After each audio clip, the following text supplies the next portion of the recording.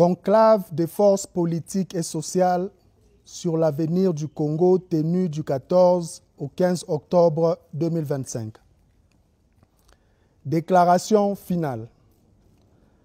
Les forces politiques et sociales de la République démocratique du Congo se sont réunies en conclave sous la présidence de son Excellence Joseph Kabila Kabange, président honoraire de la République démocratique du Congo, du 14 au 15 octobre 2025 dans la ville de Nairobi au Kenya.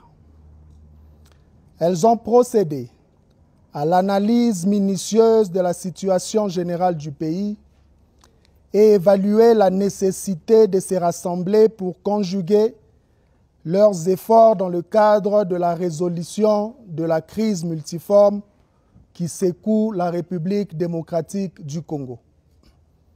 Dans ce cadre, elles se sont penchées sur l'ordre du jour ci-après. 1. Analyse approfondie de la crise que traverse la République démocratique du Congo. 2. Définition de la réponse collective apportée à ce jour à la crise. 3. Voie de sortie de crise. S'agissant du premier point, les participants au conclave ont reconnu l'existence d'une crise profonde et multidimensionnelle. Crise politique et sécuritaire, crise économique, crise sociale, crise de dignité, crise de violence, crise de vision, crise nationale et régionale. Ainsi, sur le plan politique, la double crise de légitimité et de légalité qu'accusent les pouvoirs en place depuis plusieurs années et en particulier depuis les violations intentionnelles et successives de la Constitution et le reniement de l'accord global et inclusif par le pouvoir en place, lesquels avaient permis pourtant la réunification du pays, la réconciliation nationale et l'instauration d'un nouvel ordre politique, ont été à la base de la crise profonde que connaît le pays. Cette crise s'est aggravée par la guerre et la violence qui sévissent dans la partie est et ouest du pays, et plus particulièrement aussi avec la forfaiture électorale de 2023 qui a donné lieu à un rétrécissement de l'espace politique, à une marche rétrograde quant aux acquis démocratiques, ainsi qu'à la désarticulation des équilibres institutionnels et sécuritaires chèrement obtenus. En outre, la volonté du pouvoir d'engager la révision de la Constitution dans un tel contexte fragilise davantage la cohésion nationale, déjà mise à mal par l'absence d'une culture de dialogue et la prolifération d'antivaleurs telles que le tribalisme et l'antagonisme communautaire. Enfin, le refus du pouvoir de s'inscrire dans la dynamique de dialogue inclusif telle que proposée par la CENCO et les CC, soutenue par le peuple congolais et la communauté internationale, ne laisse pas d'ouverture à la résolution de la crise multiforme que connaît le pays. Sur le plan économique, la gouvernance publique enregistre des contre-performances qui éloignent le pays de toute perspective de progrès et de développement. Les participants ont de ces faits déploré l'instabilité du cadre macroéconomique alimenté par des politiques irrationnelles fondées essentiellement sur une propension à la prédation et à la corruption. Plus particulièrement, la gouvernance caractérisée par des finances publiques déficitaires de façon chronique assombrit le quotidien et les perspectives de la République démocratique du Congo, avec pour conséquence d'hypothéquer l'avenir des générations futures. Sur le plan social, À l'image du dernier classement du PNUD, pointant la République démocratique du Congo au rang de pays le plus pauvre du monde, la crise se décline en forte dépréciation des indicateurs socio-économiques. Le quotidien des Congolais est ainsi marqué par une inflation galopante, accompagnée paradoxalement d'une appréciation factice du franc congolais, la rareté des services de base tels que la desserte en eau potable et en électricité, la dévalorisation de l'éducation nationale et les difficultés d'accès aux soins de santé primaires.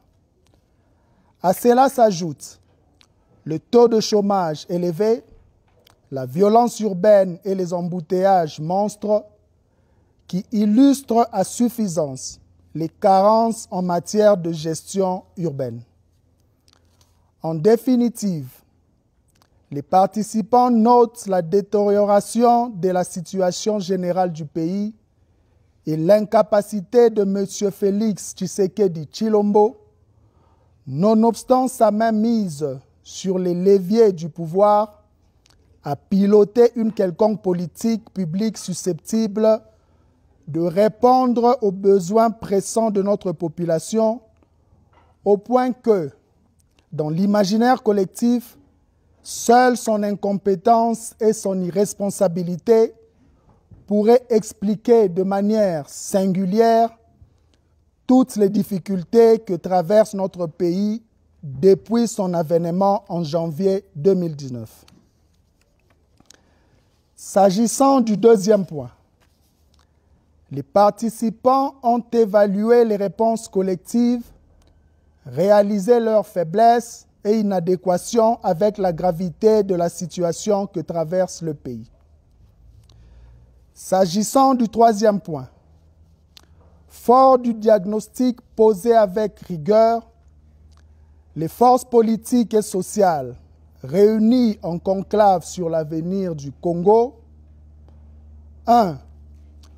Constatent avec gravité la détérioration continue de la situation sécuritaire dans l'Est du pays et ce, en dépit de la tenue des négociations directes à Doha au Qatar entre le gouvernement congolais et le mouvement AFC/M23.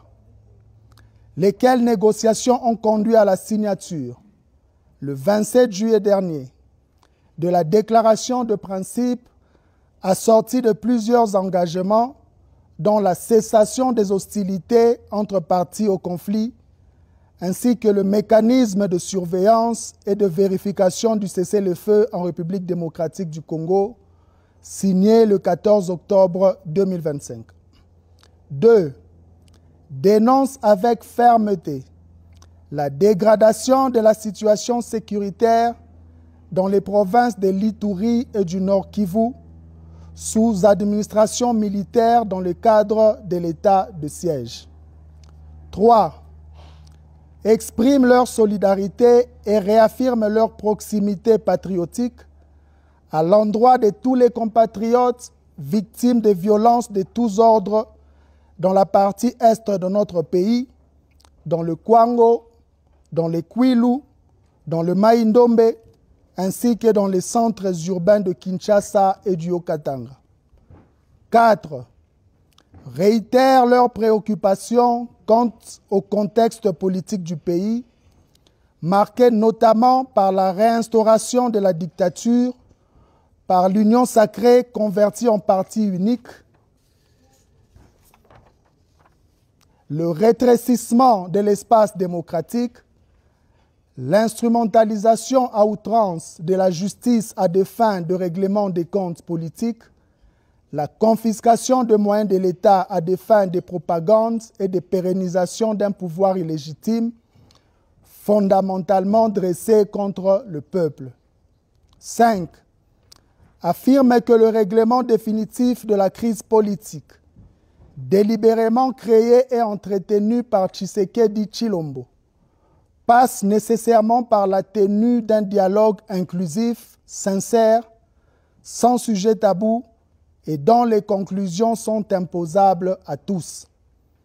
Elle récuse donc, de la manière la plus formelle, le monologue projeté par M. Tshisekedi Tshilombo et réaffirme en conséquence leur soutien au pacte social pour la paix et le bien vivre ensemble en République démocratique du Congo, initié par la mission conjointe ECC-5O. 6. Dénonce la détention arbitraire des leaders politiques et sociaux, des membres de forces de sécurité et de défense, ainsi que tous les jugements iniques prononcés par les cours et tribunaux à l'encontre des leaders de l'opposition et des voix critiques au régime de Kinshasa. 7. Dénonce le détournement des deniers publics et le pillage des ressources naturelles du pays par le régime en place. 8. Décide de se rassembler dans un cadre dénommé Mouvement Sauvant la République démocratique du Congo, en abrégé Sauvant la RDC. Tobikisa Ekolo, Tuokowe Taifa, Tupandishai Jitunga, Beto Mvulusa Insi.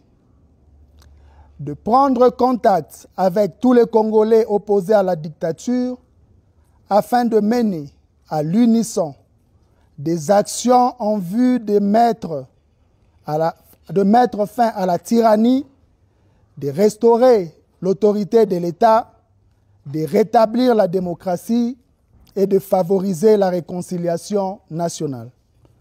9. Décide d'engager une grande offensive diplomatique afin d'éclairer les pays frères d'Afrique ainsi que les partenaires extérieurs sur la crise qui déchire notre pays, ses causes profondes et les voies pour y mettre fin de manière efficace et durable. 10.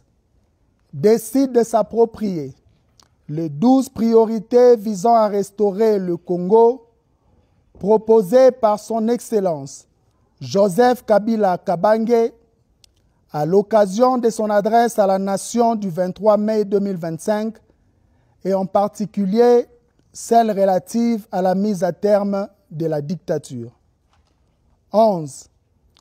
Lance un appel à toutes les forces politiques et sociales qui partagent la feuille de route et l'agenda ainsi défini à se joindre à la présente plateforme en vue de poursuivre ensemble la lutte contre la dictature et la promotion du mieux-être de population congolaise. 12. Exige le retrait de toutes les troupes étrangères et des mercenaires du territoire national. 13. Adopte les résolutions du conclave des forces politiques et sociales et s'engage à les mettre en œuvre avec diligence et efficacité. 14. Invite le vaillant, brave et résilient peuple congolais, dans toute sa diversité, à dresser le front et à résister à la dictature. De chaque recoin du Congo, unissons-nous et posons chaque jour des actions pour sauver la République démocratique du Congo. Chaque geste compte et comptera pour la victoire et pour la dignité. Fait à Nairobi,